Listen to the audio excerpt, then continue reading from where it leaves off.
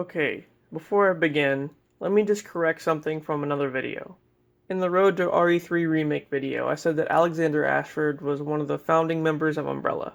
Well, it was actually Edward Ashford. I got it mixed up. I'm such a fan, huh? Alexander is his son.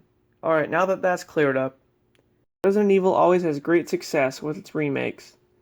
1 was a masterpiece, updating the original survival horror classic, and obviously 2 is a hit, and now 3, which I can't wait for.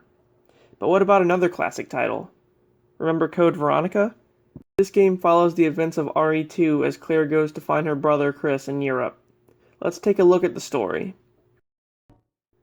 Claire infiltrates Umbrella headquarters and is captured and taken prisoner to a remote facility. After a T-virus outbreak occurs on the island, she escapes and encounters Steve Burnside, another escaped prisoner of the island. Together they fight through zombies and discover that they are on an island owned by the Ashfords, a prestigious family with deep roots in the Umbrella Corporation.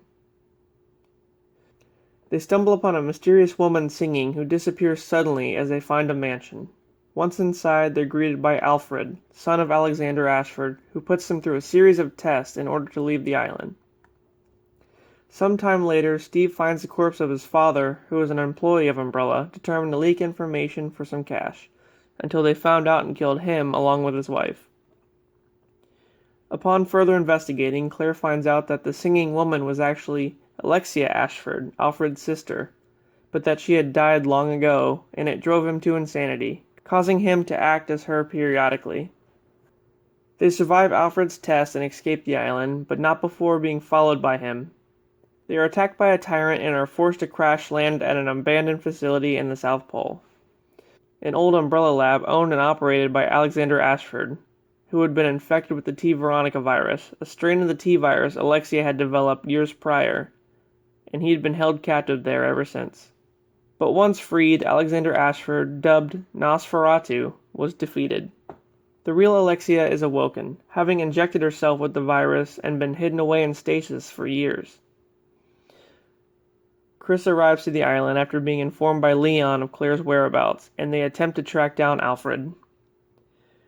They run into Steve, who had been injected with the Veronica virus and mutates into a BOW. He is sadly put down, and they encounter Alexia for a final showdown. The two manage to kill her and then leave just as the facility explodes, as per usual. But not before Chris notices Wesker, who had been tracking them the whole time. Well, I think a remake of this is definitely overdue. I mean, we got a taste of it in Darkside Chronicles, but not a full game. Code Veronica is for sure one of the most popular spin-off games of the series, and I'd like to see Claire and Chris reunite for this remake. What do you guys think?